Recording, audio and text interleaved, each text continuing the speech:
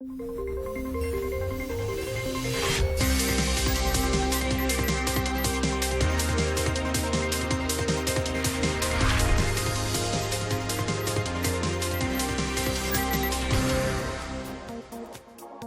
вечер. В студии Тимур Бекмурзин. Время реальной экономики. И можно погрузиться в прогнозы. Конец года – традиционно подходящее время для этого. Подвести итоги непростого 2020-го и поговорить о том, что может быть впереди, что нас ожидает, какие тренды в мировой и российской экономике можно выделить уже сейчас, какие отрасли и, соответственно, профессии начнут отмирать, а какие специалисты будут наиболее востребованы. Если хотите мое мнение, то я считаю, что главным словом наступающего 2021 станет слово «перезагрузка». Можно говорить о том, что пандемия отчасти спровоцировала эти процессы в экономике, однако специалисты говорят о том, что это были во многом долгоиграющие тренды. Сейчас, и особенно в 2021, они станут более явными. Какие это тренды? Не буду перечислять все, отмечу только основные, самые очевидные. Например, мы уже давно наблюдаем, что все больше отраслей и сфер деятельности уходит в интернет. В будущем, отмечают эксперты, это будет еще более явно. Традиционная торговля теряет позиции, электронная коммерция только набирает обороты. Далее, все больше людей переходят на удаленный режим работы. Опять же, тенденция стала прослеживаться и до пандемии, но сейчас она приобретает глобальные масштабы. В связи с этим возникают и другие характерные особенности. С развитием удаленной работы у людей возникает потребность в более просторном жилье, ведь квартира будет и домом, и работой. Переход на удаленку косвенно влияет и на снижение спроса на нефть. Из-за новейших технологий и нового формата работы отпадает потребность в командировках и прежде всего в заграничных. Как следствие, падение спроса на топливо. Эксперты также отмечают, что массовой безработицы после пандемии не будет. Рабочая сила будет просто перераспределяться из одних отраслей в другие. Это уже по факту происходит, например, с сокращением числа продавцов в офлайн-магазинах. Одновременно открывается много вакансий курьеров в интернет-магазинах. В офисах сокращается количество менеджеров по работе с клиентами, но растет спрос на IT-специалистов и так далее. В целом, цифровизация становится магистральным направлением развития как для мировой экономики, так и для отдельных ее отраслей. И, как мы уже сказали, падение в одних секторах сопровождается динамичным ростом в других. Поэтому есть резервы и для российской экономики, просто нужно их искать и находить. Тоже падение мировых цен на углеводороды может стать стимулом для создания перерабатывающих производств.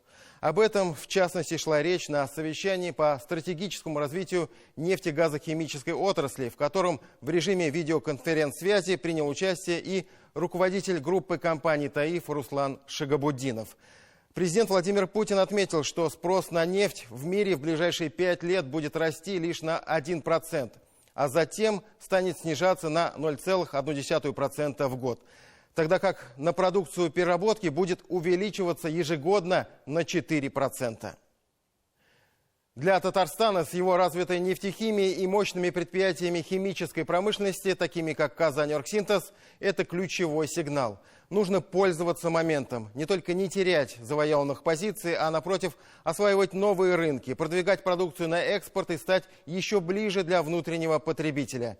Сегодня мы поговорим о том, как и за счет чего можно это сделать, какие перспективы сохраняет наш «Казаньоргсинтез», в чем его сильные стороны. В эфире «Реальная экономика». Смотрите в этом выпуске.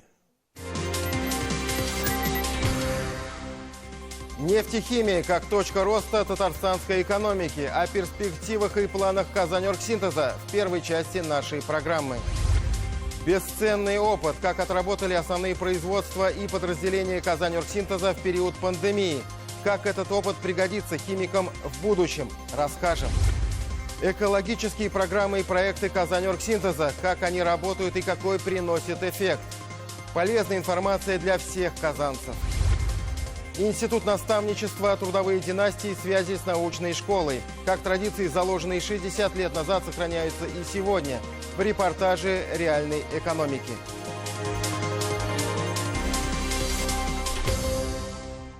Один из самых актуальных на сегодня вопросов, где найти резервы для роста экономики. Сейчас это самая насущная тема. Кажется, что все против нас. И снижение деловой активности, общемирового спроса, падение цен на нефть и газ.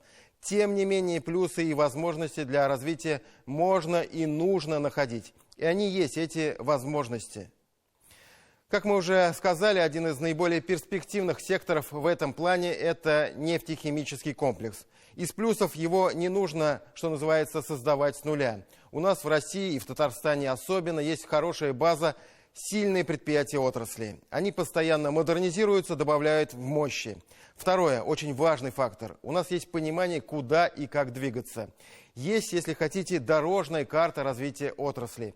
Стратегия развития химического и нефтехимического комплекса на период до 2030 года. Теперь даже не о минусах, а скорее о тех направлениях, которые пока развиты слабо. Но, с другой стороны, могут стать дополнительным стимулом для роста. На совещании с участием Владимира Путина их четко обозначили. Это развитие так называемой малотоннажной химии. Здесь мы серьезно отстаем от западных стран. Это обязательно формирование устойчивого спроса на российскую нефтехимическую продукцию. Глава государства подчеркнул, что выгода от внедрения такой продукции в сравнении с устаревшими материалами очевидна. Для примера он привел сферу ЖКХ, где использование полимерных труб позволяет экономить до 50% затрат на обслуживание водопроводов и канализации. При этом доля полимерных решений в жилищно-коммунальном хозяйстве в России составляет 35%, а в Европе 85%. Мы должны максимально использовать свои конкурентные преимущества для развития нефтехимической отрасли. Об этом заявил президент России Владимир Путин. Как отметил глава государства, наши производители способны обеспечить не только внутренние потребности в качественной продукции, но и занять более весомые позиции на глобальном рынке. Для этого у отрасли есть огромный потенциал. Как этот потенциал реализуется уже сегодня на примере такой компании, как «Казань-Оргсинтез», расскажет Алена Мартынец.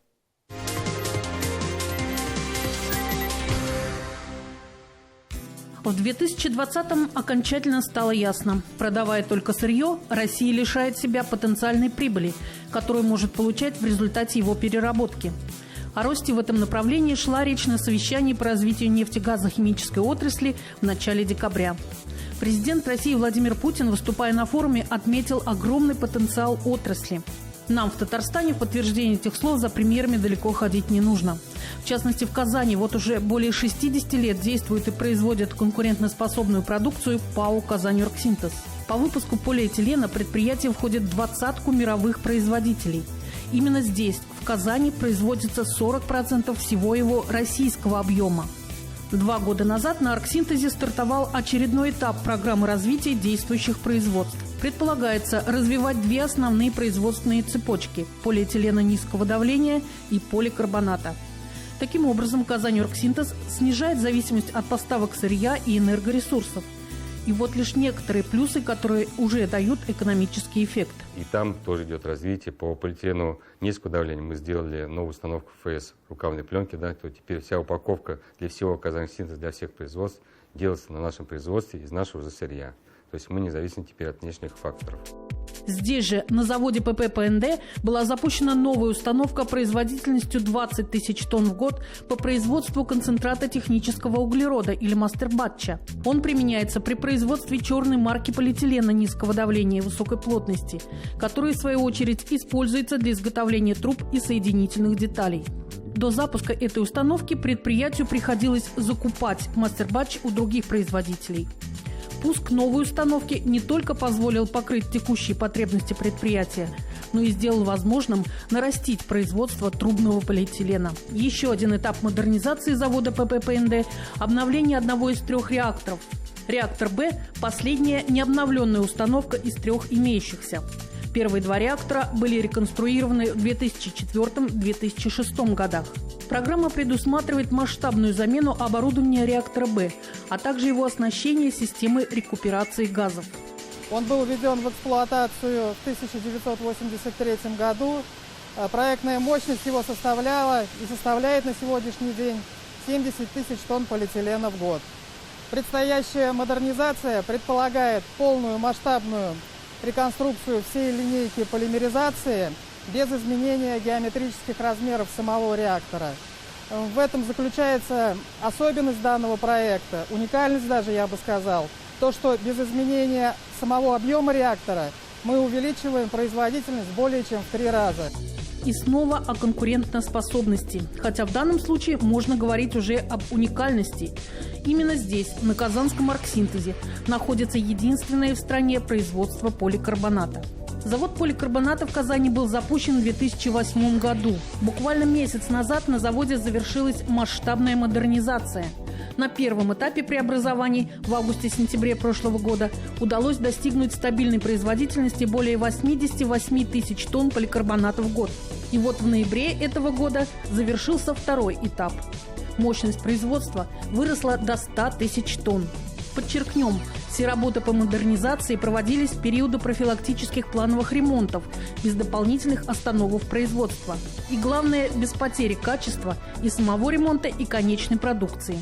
Хочу заметить, что во многих предприятиях идет сокращение сроков проведения капитальных ремонтов, но только не на Казаноргсинтез. Я как технический руководитель был против самого начала этого, и поэтому меня поддержали акционеры и генеральный директор. Наш капремонт, как он положен быть, 25, 35, 40 суток, зависит от производства, так он продолжается идти. Никогда мы ни на один день наш капремонт не сокращали. Все капремонты у нас проводят срок, по графику. Пока не будут выполнены все запланированные работы, мы оборудование не запускаем. Экономисты подсчитали эффект от модернизации завода поликарбоната. Результаты первого этапа уже отразились на финансовых показателях Казаноргсинтеза. За 9 месяцев этого года объем выручки от продажи поликарбонатов вырос более чем на 22,5% и достиг 7,8 миллиардов рублей. Вообще, в сложном 2020-м ПАО «Казаноргсинтез» удалось сохранить финансовую стабильность. Согласно данным отчета о финансовых результатах 9 месяцев этого года, чистая прибыль за этот период составила почти 6,5 миллиардов рублей. При этом, несмотря на целый ряд реализуемых инвестиционных проектов, предприятие по-прежнему обходится без заемных средств.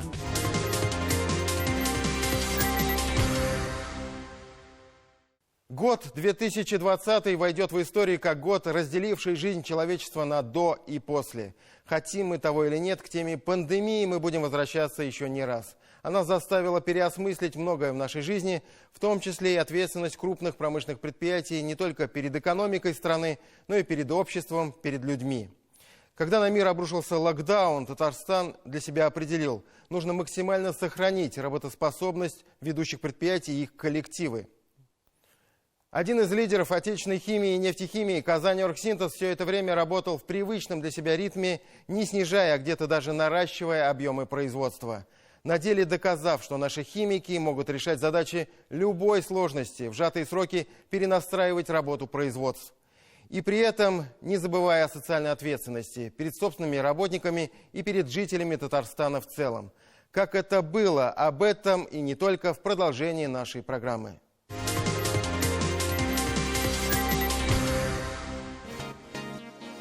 Год 2020 проверил на прочность всех – людей, бизнес, производство и экономику в целом. В ПАО «Казаноргсинтез» еще до наступления мирового локдауна среагировали оперативно, а по некоторым пунктам и на опережение. Сразу же нашими внутренними документами еще в феврале запретили все наши зарубежные командировки, запретили заезд всех иностранных специалистов.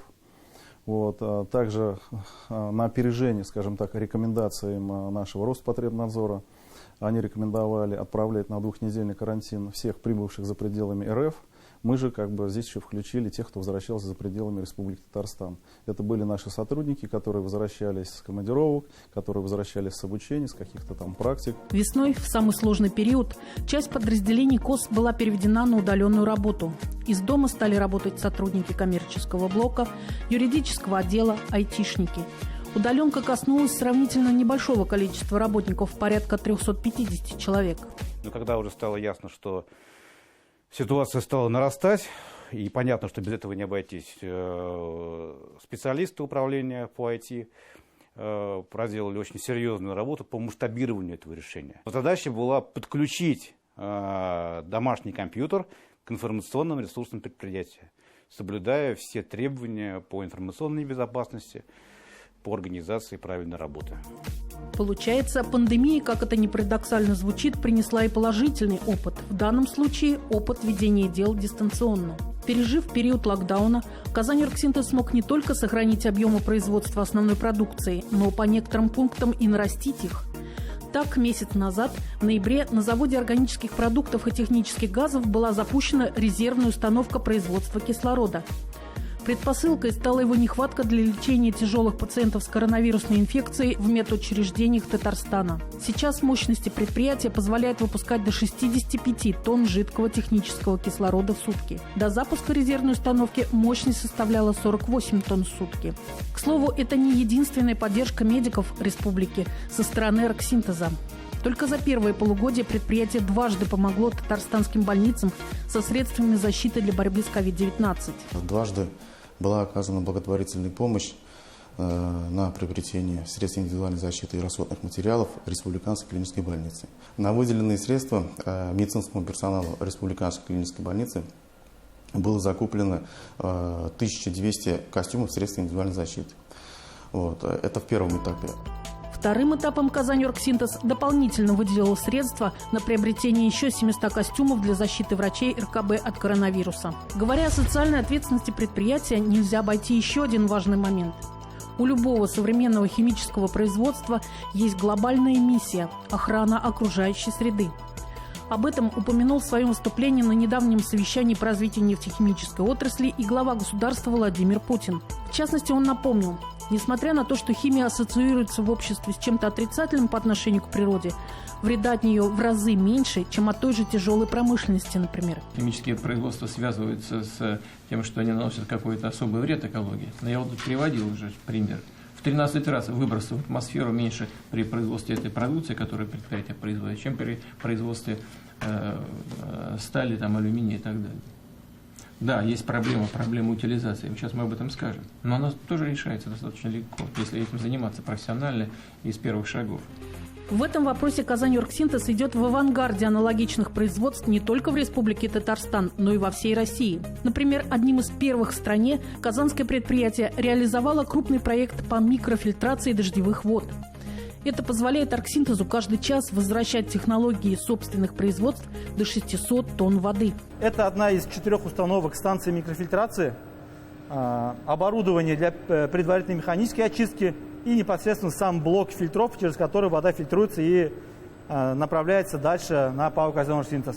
Сейчас я вам покажу качество стока, до которого мы доводим и возвращаем в новую технологию.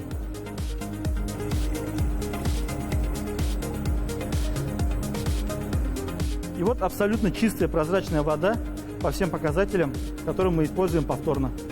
Модернизация, начатая на очистных сооружениях в 2017 году, позволила настолько поднять уровень очистки, что сегодня, например, в Волгу с Оргсинтеза поступает вода практически чище, чем та, что течет из наших кранов дома.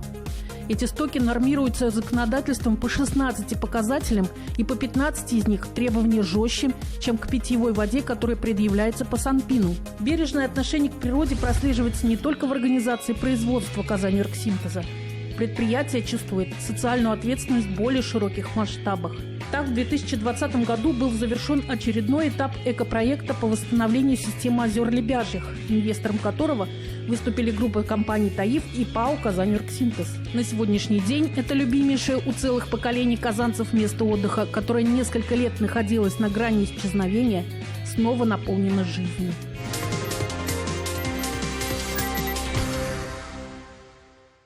Мы сегодня говорим о многих факторах, которые выводят Казаньоргсинтез в число одного из ведущих химических предприятий не только в Татарстане, но и в России. Какие это факторы? Мы уже о них говорили. Это удобная логистика, выгодное расположение, близость к источникам сырья, прекрасные традиции, поддержка на уровне руководства республики и акционеров компании, грамотная инвестиционная политика. Ну и самый важный, ключевой, можно сказать, фактор – это, конечно, сами люди, кадры, которые по-прежнему решают все. На Казаньоргсинтезе сохраняется преемственность поколений и эффективно работает институт наставничества. Есть связь с образовательными и научными учреждениями Казани. Все подробности прямо сейчас.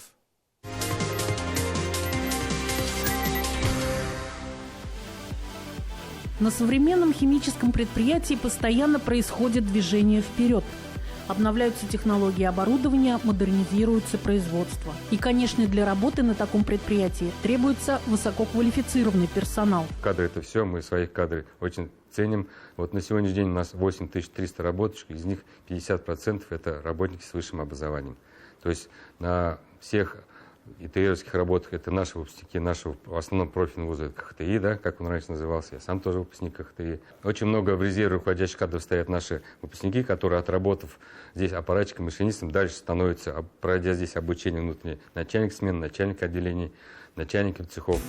Судьба Любови Евгеньевны Смирновой яркий тому пример.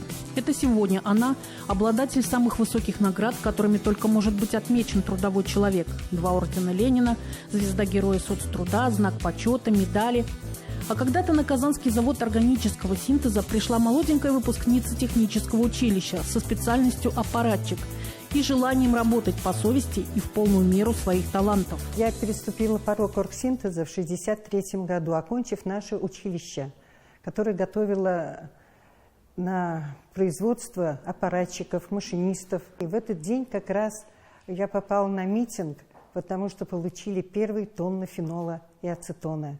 Вот в такую дружную семью я попала.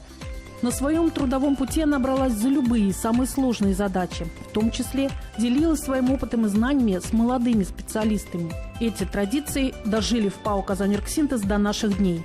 Здесь до сих пор в почете наставничество. Придя с студенческой скамьи, со школьной скамьи, с ПТУ, сразу, конечно, профессионалом никто не становится. Здесь своя специфика. Конечно, у нас есть наставники, которые обучают рабочих, обучают тонкостям профессии, после этого они тоже становятся профессионалами. Чтобы стать нормальным аппаратчиком, машинистом, это нужно 2-3, иногда и 5 лет.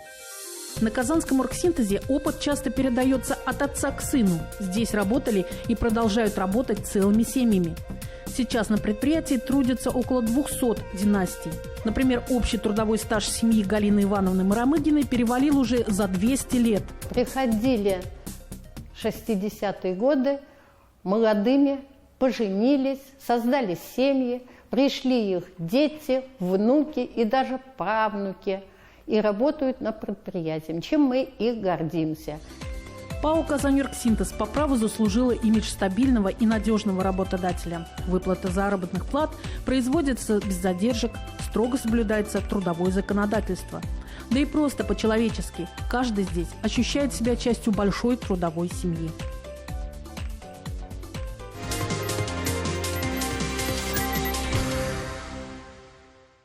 В большой семье всегда принято соблюдать некие традиции, вместе подходить к решению насущных вопросов, вместе праздновать. В трудовой семье то же самое. Более 8 тысяч человек сегодня считают Казанэргсинтез частью своей жизни. Люди, работающие здесь, уже привыкли вместе не только проводить трудовые будни, но и отмечать праздники. И главными из них неизменно остаются День химика и, конечно, Новый год. Как это было в 2020-м, давайте посмотрим.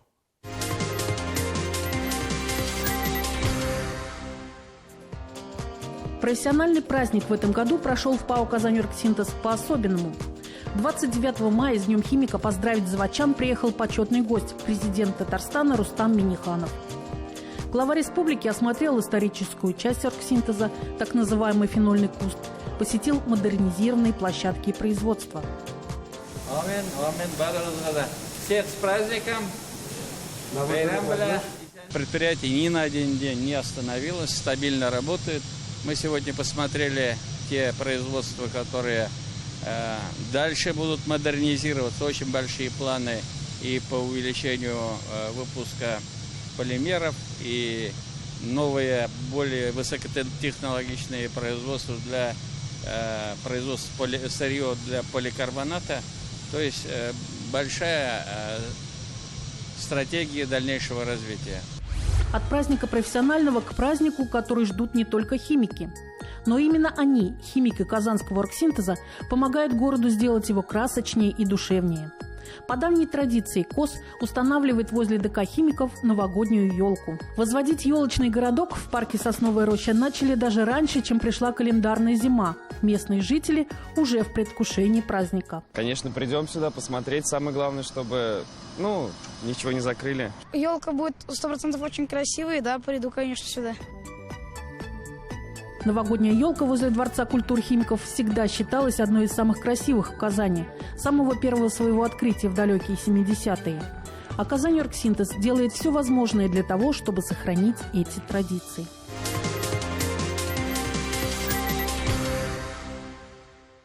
На этом у нас все. С вами была программа «Реальная экономика» и я, Тимур Бекмурзин. Удачи в делах и финансового благополучия. До свидания. До встречи на канале ТНВ.